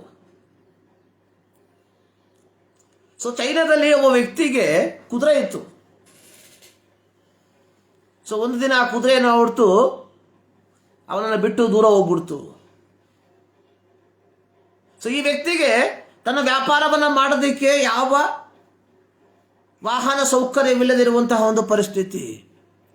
ಹೀಗೆ ಹೋದಂತಹ ಕುದುರೆ ಕೆಲವು ತಿಂಗಳುಗಳ ನಂತರವಾಗಿ ಕಾಡಿನಿಂದ ಇನ್ನೂ ಕೆಲವು ಕುದುರೆಗಳನ್ನು ಕರ್ಕೊಂಡು ಬಂತು. ಸೊ ನಂತರವಾಗಿ ಅದು ಈ ವ್ಯಕ್ತಿಯೊಟ್ಟಿಗೆ ಸೇರಿ ಆತನ ವ್ಯಾಪಾರ ವೃದ್ಧಿಯಾಯಿತು. ಇದು ಒಂದು ಕತೆ ಅಷ್ಟೇ. ಪ್ರಿಯರೇ, ಒಬ್ಬ ವಿಶ್ವಾಸಿಯ ಜೀವಿತ ಅನ್ನುವಂಥದ್ದು ಭಾನುವಾರ ಸಭೆಗಳಿಗೆ ಹೋಗಿ ಕೈತಟ್ಟಿ ಕಾಣಿಕೆ ಹಾಕಿ ಬರುವಂಥದ್ದಲ್ಲ. ಒಬ್ಬ ವಿಶ್ವಾಸಿಯ ಜೀವಿತ ಅನ್ನುವಂಥದ್ದು ತನ್ನ ವಿಶ್ವಾಸ ಪ್ರಯಾಣದ ಕಾಲದಲ್ಲಿ ಇತರರನ್ನ ಈ ವಿಶ್ವಾಸಕ್ಕೆ, ಈ ನಂಬಿಕೆಗೆ ಕರೆತರುವಂಥದ್ದಾಗಿದೆ. ಅದರಲ್ಲಿ ಹೆಂಗಸರು ಸಹ ಹಿಂದೆ ಬಿದ್ದಿಲ್ಲ. ಸತ್ಯವೇದದ ಚರಿತ್ರೆಯನ್ನು ನಾವು ಕಲಿಯುವಂತಹ ಸಂದರ್ಭದಲ್ಲಿ ಅನೇಕ ಸ್ತ್ರೀಯರನ್ನ ದೇವರು ತನ್ನ ದೌತ್ಯಕ್ಕೋಸ್ಕರವಾಗಿ ಉಪಯೋಗಿಸಿರುವಂಥದ್ದನ್ನು ಕಾಣ್ತೇವೆ. ವಿಮೋಚನಕಾಂಡ 1ನೇ ಅಧ್ಯಾಯ ಅದರ 15ನೇ ವಾಕ್ಯ, ಇದಲ್ಲದೆ ಐಗುಪ್ತ ದೇಶದ ಅರಸನು ಶಿಫ್ರಾ ಫೂಗ ಎಂಬ ಇಬ್ರಿಯ ಸೂಲಗತಿಯರ ಸಂಗಡ ಮಾತನಾಡಿ ಅವರಿಗೆ ಒಂದು ದೌತ್ಯವನ್ನು ಒಪ್ಪಿಸಿಕೊಟ್ಟ. ಇಲ್ಲಿ ಇಬ್ಬರು ಹೆಂಗಸರ ಹೆಸರನ್ನ ಕಾಣ್ತೇವೆ, ಶಿಫ್ರಾ ಮತ್ತು ಫೂಗ. ನೋಡಿ, ದೇವರು ಅಬ್ರಹಾಮನಿಗೆ ವಾಗ್ದಾನ ಮಾಡಿದಂತೆ ಇಸ್ರಾಯೇಲ್ ಮಕ್ಕಳು ಏನು ಮಾಡಿದ್ರು? ಯಾಕೋಬನ ಕಾಲದಲ್ಲಿ ಐಗುಪ್ತ ದೇಶಕ್ಕೆ ಹೊರಟೋದ್ರು. ಹೀಗೆ ಹೊರಟು ಹೋಗೋದಕ್ಕೆ ಕಾರಣ, ಯಾಕೋಬನ ಮಕ್ಕಳು ಏನು ಮಾಡಿದ್ರು? ತಮ್ಮ ತಮ್ಮನನ್ನ ಐಗುಪ್ತಕ್ಕೆ ಮಾರ್ಬಿಟ್ರು. ಸೊ ದೇಶದಲ್ಲಿ ಬರ ಬಂದಾಗ ಐಗುಪ್ತದಲ್ಲಿ ಮಾತ್ರ ದವಸ ಇತ್ತು. ಸೊ ಇದನ್ನು ಮನಗಂಡಂತಹ ಯಾಕೋಬ ತನ್ನ ಮಕ್ಕಳನ್ನ ಏನು ಮಾಡ್ದ? ಐಗುಪ್ತ ದೇಶಕ್ಕೆ ಕಳಿಸ್ಕೊಟ್ಟ. ಅಲ್ಲಿ ಬಂದಂತಹ ಸಂದರ್ಭದಲ್ಲಿ ಈ ಅಣ್ಣಂದಿರು ತಮ್ಮನ ಮುಂದೆ ತಲೆ ಬಾಗಿದ್ರು. ಸೊ ತದನಂತರವಾಗಿ ಏನ್ ಮಾಡ್ದ ಯೋಸೇಫ ಏನ್ ಮಾಡ್ದ? ತನ್ನ ತಂದೆಯನ್ನ, ತನ್ನ ಸಹೋದರರನ್ನ, ಒಟ್ಟು 72 ಮಂದಿ ಜನರನ್ನ ಏನ್ ಮಾಡ್ದ? ಐಗುಪ್ತ ದೇಶಕ್ಕೆ ಕರೆತಂದು ಅಲ್ಲಿ ಅವರು ವಾಸ ಮಾಡುವಂತೆ ಮಾಡ್ದ. ಈಗ 72 ಮಂದಿ ಬಂದಂಥವರು ಕಾಲಕ್ರಮೇಣ ಲಕ್ಷಾಂತರ ಜನರಾಗಿ ಬೆಳೆದ್ರು. ನೋಡಿ, ವಿಮೋಚನಾಕಾಂಡ 1ನೇ ಅಧ್ಯಾಯದಲ್ಲಿ ನಾವು ನೋಡುವಂಥದ್ದು 8ನೇ ವಾಕ್ಯ, ಯೋಸೇಫನನ್ನು ಅರಿಯದ ಬೇರೊಬ್ಬ ಅರಸನು ಐಗುಪ್ತ ದೇಶದ ಆಳ್ವಿಕೆಗೆ ಬಂದನು. ಅವನು ತನ್ನ ಜನರಿಗೆ, ಅಂದರೆ ಐಗುಪ್ತರಿಗೆ, ಇಸ್ರಾಯೇಲರು ನಮ್ಮ ಅಧೀನದಲ್ಲಿರದಷ್ಟು ಬಹಳವಾಗಿಯೂ ಬಲವಾಗಿಯೂ ಇದ್ದಾರೆ. ನಮಗೆ ಯುದ್ಧವೇನಾದರೂ ಸಂಭವಿಸಿದರೆ ಅವರು ನಮ್ಮ ಶತ್ರುಗಳೊಂದಿಗೆ ಕೂಡಿಕೊಂಡು ನಮಗೆ ವಿರೋಧವಾಗಿ ಕಾದಾಡಿ ದೇಶವನ್ನು ಬಿಟ್ಟು ಹೋದಾರು. ಹೆದರಿಕೆ ಆಯಿತು. ಯಾಕಂದ್ರೆ ದೇ ಆರ್ ನ್ಯೂಮರಸ್, ಎಣಿಸುವುದಕ್ಕೆ ಆಗದಷ್ಟು ಅಸಂಖ್ಯವಾಗಿ ಬೆಳೆದರು. ಬಂದಂಥದ್ದು ಕೇವಲ 72 ಜನ ಮಾತ್ರ. ಆದರೆ ಸುಮಾರು 400 ವರ್ಷದ ಈ ಒಂದು ಕಾಲಘಟ್ಟದಲ್ಲಿ ಲಕ್ಷಾಂತರವಾಗಿ ಬೆಳೆದರು. ಸೊ ಇದು ಐಗುಪ್ತರಿಗೆ ಹೆದರಿಕೆಯನ್ನು ಉಂಟು ಮಾಡಿತು. ಸೊ ಐಗುಪ್ತರು ಏನ್ ಮಾಡಿದ್ರು? ಈ ಇಸ್ರಾಯೇಲರನ್ನ ಬಾಧಿಸುವುದಕ್ಕೆ ತೀರ್ಮಾನಿಸಿದ್ರು. ಇದು ಎಷ್ಟರ ಮಟ್ಟಿಗೆ ಅವರು ಬಾಧಿಸುವುದಕ್ಕೆ, ಉಪದ್ರವ ಕೊಡುವುದಕ್ಕೆ ಶುರು ಮಾಡಿದ್ರು, ಅಷ್ಟರ ಮಟ್ಟಿಗೆ ಅತ್ಯಧಿಕವಾಗಿ ಇವರೇನ್ ಮಾಡಿದ್ರು? ವೃದ್ಧಿಯಾಗುವುದಕ್ಕೆ ಪ್ರಾರಂಭ ಮಾಡಿದ್ರು. ಈ ನಂಬರ್ ವೈಸ್, ಅಂದ್ರೆ ಜನಗಣತಿ ನೋಡಿದ್ರೆ ಐಗುಪ್ತರಕ್ಕಿಂತ ಎಷ್ಟು ಈಗ ಯಾರಿದ್ದಾರೆ ಇವತ್ತು? ಇಸ್ರಾಯೇಲರಿದ್ದಾರೆ. ಎಲ್ಲಿ? ಐಗುಪ್ತದಲ್ಲಿ. ಇವತ್ತು ನಾವು ಬೆಂಗಳೂರಲ್ಲಿ ನಾವು ಜನಗಣತಿ ಮಾಡಿದ್ರೆ ಕನ್ನಡದವ್ರಿಗಿಂತ ಇತರೆ ಭಾಷಿಗರು ಜಾಸ್ತಿ. ಸೊ ಬೆಂಗಳೂರಲ್ಲಿ ಕನ್ನಡಿಗರು ಬೆರಳೆಣಿಕೆ ಅಂದ್ರೆ ತಪ್ಪಾಗಲಾರದು. ಸೊ ಇಂತಹ ಒಂದು ಪರಿಸ್ಥಿತಿಯಲ್ಲಿ ಐಗುಪ್ತ ದೇಶದಲ್ಲಿ, ಸೊ ಇಲ್ಲಿ ನಾವು ನೋಡುವಂಥದ್ದು 12ನೇ ವಾಕ್ಯದಲ್ಲಿ, ಅವರು ಅತ್ಯಧಿಕವಾಗಿ ಹೆಚ್ಚಿ ಹರಡಿಕೊಂಡಿದ್ದರಿಂದ ಐಗುಪ್ತರು ಇಸ್ರಾಯೇಲರ ವಿಷಯದಲ್ಲಿ ಸಹಿಸಲಾರದಷ್ಟು ಹೆದರಿಕೆಯುಳ್ಳವರಾದರು. ಅಷ್ಟು ಹೆದರಿಕೆ ಅವರಿಗೆ. ಸೊ ಹೀಗಿರುವಾಗ ಐಗುಪ್ತದ ಅರಸ ಸೂಲಗಿತ್ತಿಯರಂದ್ರೆ ಮಿಡ್ವೈಫ್, ಪ್ರಸವವನ್ನು ಮಾಡುವಂತಹ ನರ್ಸಸ್ಗಳನ್ನ ಕರೆದುಬಿಟ್ಟು ಅವರಿಗೆ ಒಂದು ಟಾಸ್ಕ್ ಕೊಡ್ತಾ ಇದ್ದಾನೆ. ಟಾಸ್ಕ್ ಏನಂದ್ರೆ, ಸೊ ನೀವು ಇಬ್ರಿಯ ಹೆಂಗಸರಿಗೆ ಹೆರಿಗೆ ಮಾಡಿಸುವಾಗ ಅವರು ಏರುವುದು ಗಂಡು ಮಗುವಾಗಿದ್ದರೆ ಕೊಲ್ಲಬೇಕು. What a tragedy. ಹೆಣ್ಣು ಮಗು ಆದರೆ ಉಳಿಸ್ಬೇಕು. ಆದರೆ ಈ ಸೂಲಗಿತ್ತಿಯರು ದೇವರಿಗೆ ಭಯಪಡುವವರು, ಯೆಹೋವನಿಗೆ ಭಯಪಡುವವರಾದ ಕಾರಣ ಗಂಡು ಮಕ್ಕಳನ್ನ ಉಳಿಸಿದ್ರು.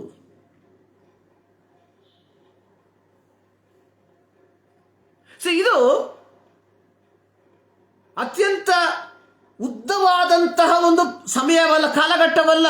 So they will get only the small amount of time. ಅವರಿಗೆ ಸಿಕ್ಕಿದಂಥದ್ದು ಕೆಲವು ಮಿತಿಯಾದಂತಹ ಕಾಲ. ನೋಡ್ರಿ, 18ನೇ ವಾಕ್ಯದಲ್ಲಿ ಇದೇ ಫರೋಹ ಕರೀತಾ, ಈ ಫರೋಹ ಹೇಳ್ತಾ ಇದ್ದಾನೆ, ನೀವು ಅವರ ಗಂಡು ಮಕ್ಕಳನ್ನು ಉಳಿಸಿದ್ದೇನು. ನೋಡಿ, 15ನೇ ವಾಕ್ಯದಲ್ಲಿ ಹೇಳ್ತಾ ಇದ್ದಾರೆ ನೀವು ಅವ್ರ ಗಂಡು ಮಕ್ಕಳನ್ನು ಕೊಲ್ಲಬೇಕು. 18ನೇ ವಾಕ್ಯದಲ್ಲಿ ಕೆಲವೇ ತಿಂಗಳುಗಳ ಗ್ಯಾಪು, ಇಲ್ಲ ಕೆಲವೇ ವಾರಗಳ ಗ್ಯಾಪು ಹೇಳ್ತಾ ಇದ್ದಾರೆ, ನೀವು ಯಾಕೆ ಅವರ ಗಂಡು ಮಕ್ಕಳನ್ನ ಉಳಿಸಿದ್ರಿ. ಅದಕ್ಕೆ ಅವರ ಉತ್ತರ, ಇಬ್ರಿಯರ ಸ್ತ್ರೀಯರು ಐಗುಪ್ತರ ಸ್ತ್ರೀಯರಂತಲ್ಲ, ಅವರು ಚುರುಕು. ಅವರು ನಾವು ಹೋಗೋದಕ್ಕಿಂತ ಮುಂಚೆ ಮಾತ್ರ ಅವರು ಮಕ್ಕಳನ್ನ ಏರ್ಬಿಡ್ತಾರೆ.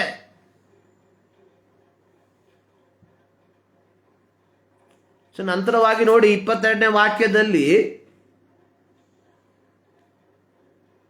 ತರುವಾಯ ಫರೋಹ ಹೇಳ್ತಾ ಇದ್ದಾನೆ, ಇಬ್ರಿಯರ ಗಂಡು ಕೂಸುಗಳನ್ನೆಲ್ಲ ನೈಲ್ ನದಿಯಲ್ಲಿ ಹಾಕಬೇಕು. ಅಂದ್ರೆ 15ನೇ ವಾಕ್ಯ 22ನೇ ವಾಕ್ಯದ ಮಧ್ಯದಲ್ಲಿರುವಂತಹ ಕಾಲಮಿತಿ ಎನ್ನುವಂಥದ್ದು ಸ್ವಲ್ಪ ಮಾತ್ರ. ಮೇ ಬಿ 1 ವಾರ, ಇಲ್ಲ 1 ತಿಂಗಳು, ಇಲ್ಲ 1 ವರ್ಷ, what ever it may be. ಅಂದ್ರೆ ತಮಗೆ ಲಭಿಸಿದಂತಹ ಈ ಸ್ವಲ್ಪ ಸಮಯದಲ್ಲಿ ಶಿಫ್ರ ಮತ್ತು ಫೂಗ ಎಂಬ ಸೂಲಗಿತ್ತಿಯರು ಫರೋಹನ ಆಜ್ಞೆಗೆ ವಿರುದ್ಧವಾಗಿ ನಿಂತು, ಅಂದ್ರೆ ಫರೋಹನ ಆಜ್ಞೆಯನ್ನ ಮೀರಿ, ಉದ್ದೇಶಪೂರ್ವಕವಾಗಿ ಮೀರಿ ಅಪರಾಧವನ್ನ ಮಾಡಿದ್ರು. ಆದರೆ ಅವರು ಈ ಅಪರಾಧವನ್ನ ಮಾಡುವುದರ ಮೂಲಕ ಪಾಪ ಮಾಡಲು ಬಯಸಲಿಲ್ಲ. ನೋಡಿ, ಈ ಇಬ್ರಿಯ ಸೂಲಗಿತ್ತಿಯರು ಈ ರೀತಿ ರಾಜನ ಮಾತನ್ನ ಕೇಳಿ ಗಂಡು ಮಕ್ಕಳನ್ನ ಕೊಂದ್ರೆ ಅದು ಏನು ಪಾಪ, ಅದು ಪಾಪ. ಯಾಕೆಂದ್ರೆ ಸರ್ವಶಕ್ತನಾದ ದೇವರು ಇಸ್ರಾಯೇಲರಿಗೆ ಕೊಟ್ಟಂತಹ ದಶಾಜ್ಞೆಗಳಲ್ಲಿ ಒಂದು ಆಜ್ಞೆ ನರಹತ್ಯೆ ಮಾಡಬಾರ್ದು.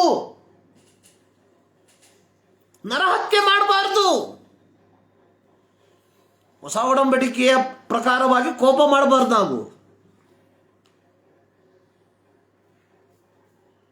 ನಾವು ಇವತ್ತು ಕೋಪ ಮಾಡಿಕೊಂಡು ಕರ್ತನ ಮೇಜೆಯಲ್ಲಿ ನಾವು ಕೈ ಚಾಚುವಂತಹ ವ್ಯಕ್ತಿಗಳು, ಮನಸ್ಸಿನಲ್ಲಿ ಕ್ರೋಧ ಇಟ್ಕೊಂಡು, ಮನಸ್ಸಿನಲ್ಲಿ ಅಗೆ ಇಟ್ಕೊಂಡು, ಮನಸ್ಸಿನಲ್ಲಿ ಹೊಟ್ಟೆ ಕೀಚು ಹಿಡ್ಕೊಂಡು,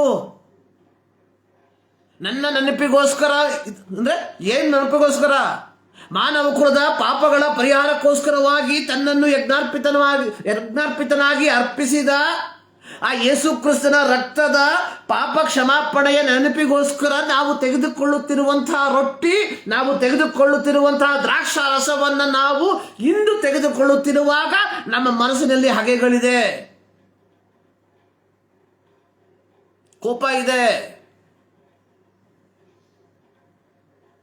ನೋಡಿ, ಇಲ್ಲಿ ಸರ್ವಶಕ್ತನಾದ ದೇವರು ಹೇಳಿರುವಂಥದ್ದು ಏನ್ ಮಾಡಬಾರ್ದು? ನರಹತ್ಯೆ ಮಾಡಬಾರ್ದು. ಸೊ ಇಲ್ಲಿ ಫರೋಹ ಹೇಳ್ತಾ ಇದ್ದಾನೆ, ಗಂಡು ಮಕ್ಕಳನ್ನ ಕೊಲ್ಲಬೇಕು ನೀವು. ಸೊ ಅವರಿಗೆ ಲಭಿಸಿದಂತಹ ಕಾಲಮಿತಿ ಎನ್ನುವಂಥದ್ದು ಸ್ವಲ್ಪ ಸಮಯ ಮಾತ್ರ. ಆ ಸ್ವಲ್ಪ ಸಮಯದಲ್ಲಿ ಏನ್ ಮಾಡಿದ್ರು ಅವರು? ಸಾಧ್ಯವಾಗುವಷ್ಟರ ಮಟ್ಟಿಗೆ ಏನ್ ಮಾಡಿದ್ರು ಅವರು? ಯಾವ ಮನೆಗೆ ಹೋಗಿ ಪ್ರಸವವನ್ನು ತೆಗೆದುಕೊಂಡ್ರು, ಯಾವ ಮನೆಯಲ್ಲಿ ಗಂಡು ಮಕ್ಕಳು ಹುಟ್ಟುತ್ತೋ ಆ ಯಾವ ಗಂಡು ಮಕ್ಕಳನ್ನು ಅವರು ಕೊಲ್ಲಿಲ್ಲ, ಅವರು ಉಳಿಸಿದ್ರು.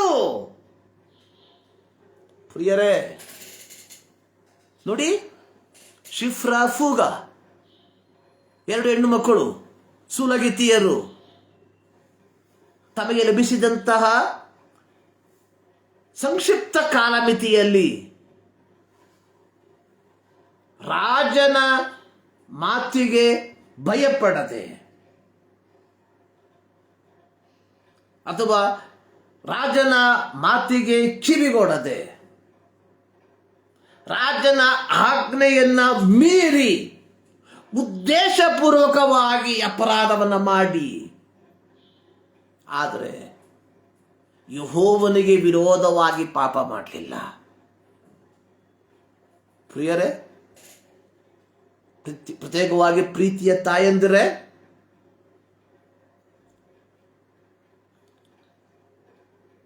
ಯಾವಾಗಾದರೂ ನಮಗೆ ಇಂಥ ಒಂದು ಕಾಲಮಿತಿ ಸಿಗ್ತತೆ, ಎ ಸ್ಮಾಲ್ ಟೈಮ್. ಇಂತಹ ಸಂಕ್ಷಿಪ್ತವಾದ ಕಾಲಮಿತಿ ನಮಗೆ ಲಭಿಸುವಂತಹ ಸಂದರ್ಭದಲ್ಲಿ ಯೇಸು ಕ್ರಿಸ್ತನ ಕುರಿತಾಗಿರುವ ಸದ್ವರ್ತಮಾನವನ್ನು ನಾವೇನ್ ಮಾಡಬೇಕು? ತಿಳಿಸುವಂತವರಾಗಿರ್ಬೇಕು. ತಿಳಿಸದೆ ಹೋದ್ರೆ ಪಾಪ ಆಗ್ಬಿಡ್ತದೆ. ಯೆಹೆಜ್ಕೇಲನ ಪ್ರವಾದನ ಗ್ರಂಥದಲ್ಲಿ ನಾವು ಹೇಳ್ತಾ ಇದ್ದ, ಯೆಹೆಜ್ಕೇಲನ ಪ್ರವಾದನ ಗ್ರಂಥದಲ್ಲಿ ಯೆಹೋವನು ಹೇಳಿರುವಂಥದ್ದು, ಸೊ ನಾನು ದುಷ್ಟನಿಗೆ ಸತ್ತೆ ಸಾಯುತ್ತಿ ಎಂದು ಹೇಳುವಾಗ ನೀನು ಅವನನ್ನು ಎಚ್ಚರಿಕೆ ಪಡಿಸದೆ ಹೋದ್ರೆ ಅವನೇನ್ ಮಾಡ್ತಾನೆ? ಸತ್ತೋಗ್ಬಿಡ್ತಾನೆ. ಸೊ ನೀನು ಎಚ್ಚರಿಕೆ ಪಡಿಸದೆ ಹೋದ ಕಾರಣ ಸೊ ನೀನು ಲೆಕ್ಕ ಕೊಡಬೇಕು. ಪ್ರಿಯರೇ, so we don't know the short time period when it will come. ಆದರೆ ಬರುವಂತಹ ಸಂದರ್ಭದಲ್ಲಿ ನಾವೇನು ಮಾಡಬೇಕು? ಅದನ್ನ ಉಪಯೋಗ ಮಾಡಿಬಿಡಬೇಕು. ಅಂದ್ರೆ ದೇವರ ವಿಮೋಚನಾ ಪ್ರಕ್ರಿಯೆಯಲ್ಲಿ ಪ್ರತಿಯೊಬ್ಬರಿಗೂ ತಮ್ಮದೇ ಆದ ಜವಾಬ್ದಾರಿ ಇದೆ. ಕೇವಲ ಈ ಪುಸ್ತಕವನ್ನ ಹಿಡ್ಕೊಂಡು ಉದ್ದ ಬಟ್ಟೆ ಹಾಕೊಂಡು ಪ್ರಸಂಗ ಮಾಡುವಂತಹ ವ್ಯಕ್ತಿ ಮಾತ್ರ ಅಲ್ಲ ದೇವರ ಸೇವೆಗೆ ಕರೆಯಲ್ಪಟ್ಟಿರುವಂತವನು. ಪ್ರತಿಯೊಬ್ಬನು ಕರೆಯಲ್ಪಟ್ಟಿರುವಂತದ್ದೇ. ಪ್ರತಿಯೊಬ್ಬರ ಜವಾಬ್ದಾರಿ ಇದಾಗಿದೆ. ನೋಡಿ, ಪೌಲನ ಸ್ವಾರ್ಥ ಪ್ರಯಾಣದಲ್ಲಿ ಪೌಲನಿಗೆ ಜೊತೆಯಾದಂಥವರು ಅಕ್ವಿಲ ಮತ್ತು ಪ್ರಿಸ್ಕಿಲ್ಲ, ಗಂಡ ಹೆಂಡತಿ. ಸೊ ಇವರಿಬ್ಬರು ಪೌಲನ ಸೇವೆಯಲ್ಲಿ ಪೌಲನಿಗೆ ಸಹಾಯಿಗಳಾಗಿದ್ದರು. ಪ್ರತ್ಯೇಕವಾಗಿ ಅಪೊಲ್ಲೋಸನು ಕೊರಿಂಥಕ್ಕೆ ಬಂದಂತಹ ಸಂದರ್ಭದಲ್ಲಿ ಅಪೊಲ್ಲೋಸನು ಸ್ವಲ್ಪ ಮಟ್ಟಿಗೆ ಮಾತ್ರ ಬಲ್ಲಂತವನಾಗಿದ್ದನು ಯೇಸು ಕ್ರಿಸ್ತನ ಕುರಿತಾಗಿ. ಅವನು ಯೋಹಾನನ ದೀಕ್ಷಾಸ್ಥಾನವನ್ನು ತಿಳಿದಂತಹ ವ್ಯಕ್ತಿಯಾಗಿದ್ದ. ಸೊ ಅಪೊಲ್ಲೋಸನ ಪ್ರಸಂಗವನ್ನ ಕೇಳಿದಂತಹ ಅಕ್ವಿಲ ಪ್ರಿಸ್ಕಿಲ್ಲ ಏನ್ ಮಾಡಿದ್ರು? ಅಪೊಲ್ಲೋಸನನ್ನ ಏನ್ ಮಾಡಿದ್ರು? ತಮ್ಮ ಮನೆಗೆ ಕರ್ಕೊಂಡು ಹೋಗಿ ಹೆಚ್ಚಾಗಿ ಏನ್ ಮಾಡಿದ್ರು? ದೇವರ ವಾಕ್ಯವನ್ನ ತಿಳಿಯಪಡಿಸಿದ್ರು. ನಂತರವಾಗಿ ಅಪೊಲ್ಲೋಸ್ ಏನ್ ಮಾಡ್ದ? ಕೊರಿಂಥ ಪಟ್ಟಣಕ್ಕೆ ಹೋಗಿ ದೇವರ ವಾಕ್ಯವನ್ನು ಸಾರ್ದ. ನೋಡಿ, ರೋಮ ಪತ್ರಿಕೆ 16ನೇ ಅಧ್ಯಾಯದಲ್ಲಿ ಪೌಲನು ಕೆಲವು ಹೆಂಗಸರ ಹೆಸರುಗಳನ್ನ ಬರೆದಿರುವಂಥದ್ದಾಗಿ ನೋಡುತ್ತೇವೆ. ನನ್ನ ಸಹೋದರಿಯಾದ ಫೋಯಿಬೆ ಪ್ರೀತಿಯಿಂದ ಅಂಗೀಕರಿಸಿರಿ, ಆಕೆಯು ಕೆಂಕ್ರೆಯ ಪಟ್ಟಣದಲ್ಲಿರುವ ಸಭೆಯ ಸೇವಕಳಾಗಿದ್ದಾಳೆ. ಅದೇ ರೀತಿ ಕ್ರಿಸ್ತ ಯೇಸುವಿನ ಸೇವೆಯಲ್ಲಿ ನನ್ನ ಜೊತೆ ಕೆಲಸದವರಾದ ಪ್ರಿಸ್ಕಿಲ್ಲಳಿಗೂ ಅಕ್ವಿಲನಿಗೂ, ಅವರು ನನ್ನ ಪ್ರಾಣದ ಸಂರಕ್ಷಣೆಗಾಗಿ ತಮ್ಮ ಪ್ರಾಣವನ್ನು ಅಪಾಯಕ್ಕೆ ಗುರಿ ಮಾಡಿಕೊಂಡ್ರು. ನೋಡಿ, ಅಕ್ವಿಲ ಮತ್ತು ಪ್ರಿಸ್ಕಿಲ್ಲ ಯಾವ ರೀತಿಯಾಗಿ ದೇವರು ಅವರಿಗೆ ಕೊಟ್ಟಂತಹ ದೌತ್ಯವನ್ನು ಪೂರೈಸಿದರು. ಸೊ ಅದೇ ರೀತಿಯಾಗಿ ಇದು ಅನೇಕ ಹೆಂಗಸರ ಹೆಸರನ್ನು ನಾವು ನೋಡುತ್ತೇವೆ. 6ನೇ ವಾಕ್ಯದಲ್ಲಿ ನಿಮಗೋಸ್ಕರ ಬಹು ಶ್ರಮೆಪಟ್ಟ ಮರಿಯಳಿಗೆ ವಂದನೆ.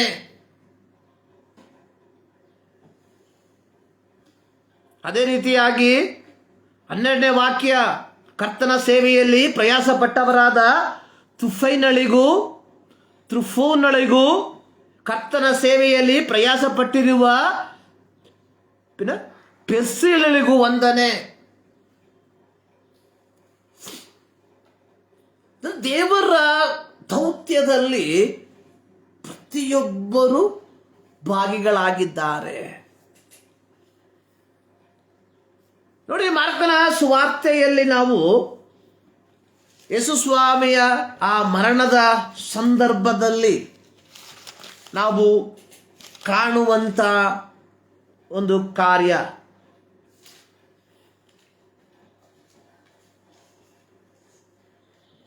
ನೋಡಿ, ಯೇಸು ಸ್ವಾಮಿ ಸಾಯಂಕಾಲ 3 ಗಂಟೆ ಆದಾಗ ಎಲೋಹಿ ಎಲೋಹಿ ಲಬ ಸಬಕ್ತಾಮಿ, ನನ್ನ ದೇವರೇ ನನ್ನ ದೇವರೇ ಯಾಕೆ ನನ್ನನ್ನು ಕೈ ಬಿಟ್ಟಿದಿ ಎಂದು ಮಹಾಧ್ವನಿಯಿಂದ ಕೂಗಿ ಪ್ರಾಣ ಬಿಟ್ಟ. ಆ ಸಂದರ್ಭದಲ್ಲೂ ಆತನನ್ನು ಹಿಂಬಾಲಿಸಿ ಸೇವೆ ಮಾಡುತ್ತಿದ್ದ ಕೆಲವು ಹೆಂಗಸರ ಹೆಸರು ಮಗ್ದಲದ ಮರಿಯಳು, ಯಾಕೋಬನ ಮತ್ತು ಯೋಸೇನ ತಾಯಿಯಾದ ಮರಿಯ, ಸಲೋಮೆ. ಅಂದರೆ ಯೇಸುವಿನ ಐಹಿಕ ಸೇವೆಯ ಸಂದರ್ಭದಲ್ಲಿ ಯೇಸುವಿನ ಸಂಗಡ ಇದ್ದು ಸೇವೆ ಮಾಡಿದಂತಹ ಅನೇಕ ಮಹಿಳೆಯರ ಹೆಸರುಗಳನ್ನು ನಾವು ಕಾಣ್ತೇವೆ ಪ್ರಿಯರೇ. ಅಂದರೆ ದೇವರ ಸೇವೆಯಲ್ಲಿ ಪ್ರತಿಯೊಬ್ಬರು ಭಾಗಿಗಳು ಎಂಬುವಂಥದ್ದನ್ನು ನಾವುಗಳು ಮರಿಬಾರದು. ಇಂದು ನಾವು ಅನೇಕ ಸಭೆಗಳು ಹೆಂಗಸರನ್ನ ಪರಿಪೂರ್ಣವಾಗಿ ಮೂಲೆ ತಳ್ಳುವಂಥದ್ದನ್ನು ನಾವು ಕಾಣ್ತೇವೆ. ಅದು ನಮ್ಮ ದೇಶದ ಒಂದು ಪಾರಂಪರ್ಯವಾಗಿ ಮಾರ್ಪಟ್ಟಿದೆ ಅಂತ ಹೇಳಿ ಪ್ರತಿಯೊಂದು ಕಾರ್ಯಗಳು ಆ ದೈವಿಕವಾದಂತಹ ಒಂದು ದೈವಿಕವಾದಂತಹ ಪದ್ಧತಿಗಳಿಗೆ ಅನುಗುಣವಾಗಿರಬೇಕು.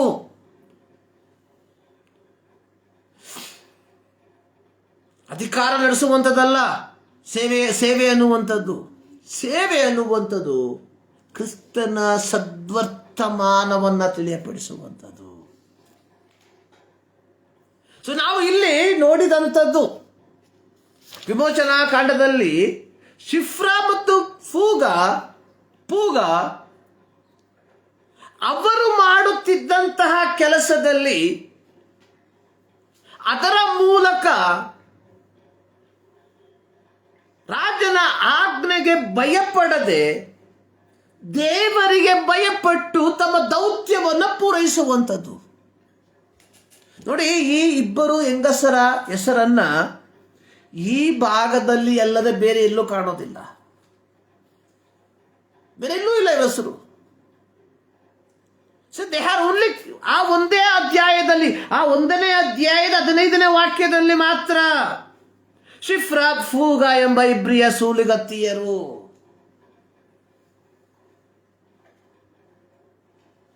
ಇಪ್ಪತ್ತೆರಡನೇ ಅಧ್ಯಾಯಕ್ಕೆ 22ನೇ ವಾಕ್ಯಕ್ಕೆ ಬರುವಾಗ ಸೀನ್ ಚೇಂಜ್ ಆಗ್ತಾ ಇದೆ. ಅಲ್ಲಿ ಹೇಳ್ತಾ ಇರುವ ಒಂದು ಗಂಡು ಮಕ್ಕಳು ನೈಲ್ ನದಿಗೆ ಹಾಕಬೇಕು ಅಂದ್ರೆ ಕೇವಲ 15ರಿಂದ 21 ವಾಕ್ಯದ ಈ ಕಾಲಮಿತಿಯಲ್ಲಿ ತಮಗೆ ಸಿಕ್ಕಿದಂತಹ ದೌತ್ಯಕ್ಕೆ ದೇವರಿಗೆ ಭಯಪಟ್ಟು ಕೆಲವರನ್ನ ಉಳಿಸಿದ್ರು. ಕೆಲವರನ್ನ, ಬೆರಳೆಣಿಕೆಯ ಮಕ್ಕಳನ್ನ ಮಾತ್ರ ಇವರು ಉಳಿಸಿದ್ದು. ನಾವು 1 ತಿಂಗಳು ಟೈಮ್ ತಗೊಂಡ್ರೆ ಎಷ್ಟು ಮಕ್ಕಳಾಗಿರ್ತಾರೆ? ಎನಿವೆ ಮೋರ್ ದನ್ 10,000, 10,000ಕ್ಕಿಂತ ಜಾಸ್ತಿ ಆಗಿರೋದಿಲ್ಲ. 10,000 ಇಟ್ಕೊಳ್ಳಿ ಸಾಕು. They saved only a number of children, but they did. ಅದು important. They did that. They used the opportunity. ತಮಗೆ ಲಭಿಸಿದಂತಹ ಅವಕಾಶವನ್ನು ಉಪಯೋಗ ಮಾಡಿದ್ರು. ಪ್ರಿಯ ತಾಯಿಯಂದಿರೇ, ಪ್ರಿಯ ಯುವತಿಯರೇ, ಪ್ರಿಯ ಹೆಣ್ಣು ಮಕ್ಕಳೇ, ದೇವರ ವಾಕ್ಯವನ್ನು ಕೇಳುವಂತಹ ಪ್ರೀತಿಯ ಸಹೋದರನೇ, ದೇವರ ಸೇವಕನೇ, ಇಂತಹ ಎಷ್ಟು ಸಂದರ್ಭವನ್ನು ದೇವರು ನಮಗೆ ಕೊಟ್ಟಿದ್ದಾನೆ. ಇಂತಹ ಎಷ್ಟು ಸಂದರ್ಭಗಳನ್ನು ನಾವು ವ್ಯಕ್ತವಾಗಿ ಕಳೆದಿದ್ದೇವೆ. ಈ ಮುಂಜಾನೆಯಲ್ಲಿ ಒಮ್ಮೆ ಯೋಚನೆ ಮಾಡಿ. ಶಿಫ್ರ ಪೂಗ, ಈ ಹೆಣ್ಣು ಮಕ್ಕಳು, ಈ ಸೂಲಗಿತ್ತಿಯರು, ತಮಗೆ ಲಭಿಸಿದಂತಹ ಆ ಸಂಕ್ಷಿಪ್ತವಾದ ಕಾಲಾವಧಿಯಲ್ಲಿ ಯಾವ ಗಂಡು ಮಗುವನ್ನು ಸಾಯಿಸಲಿಲ್ಲ. ಜನಿಸಿದಂತಹ ಪ್ರತಿಯೊಂದು ಗಂಡು ಮಕ್ಕಳನ್ನು ಅವರು ಉಳಿಸಿದ್ರು. ನಂತರವಾಗಿ ಪರಿಸ್ಥಿತಿ ಬದಲಾಗ್ತಾ ಇದೆ. ಆದರೆ ಅವರ ಕಾಲದಲ್ಲಿ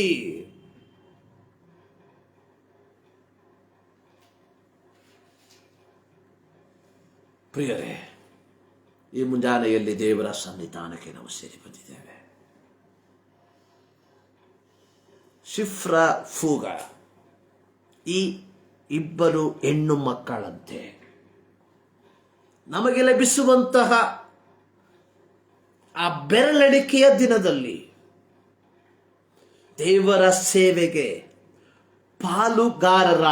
ಪಾಲುದಾರರಾಗಿ ನಾವು ನಮ್ಮ ಜೀವಿತವನ್ನು ನಿರ್ವಹಿಸುವುದಕ್ಕೆ ನಾವು ಕರೆಯಲ್ಪಟ್ಟವರು ಎಂಬ ಪೂರ್ಣವಾದಂತಹ ಆ ಒಂದು ದೃಢತೆಯಲ್ಲಿ ನಮ್ಮ ಜೀವಿತವನ್ನು ನಾವು ಮುಂದಕ್ಕೆ ಸಾಗಿಸುವ ಸರ್ವಶಕ್ತನಾದ ದೇವರು ನಿಮ್ಮನ್ನು ಆಶೀರ್ವದಿಸಲಿ. ಪ್ರಾರ್ಥನೆ ಮಾಡುವ. ಭೂಮಿ ಆಕಾಶವನ್ನು ಉಂಟು ಮಾಡಿರುವ ಪ್ರೀತಿಯ ತಂದೆಯಾದ ದೇವರೇ, ಮತ್ತು ದಾವರ್ತಿ ನಿಮ್ಮ ಸನ್ನಿಧಾನಕ್ಕೆ ನಾವು ಸೇರಿ ಬರ್ತಾ ಇದ್ದೇವೆ.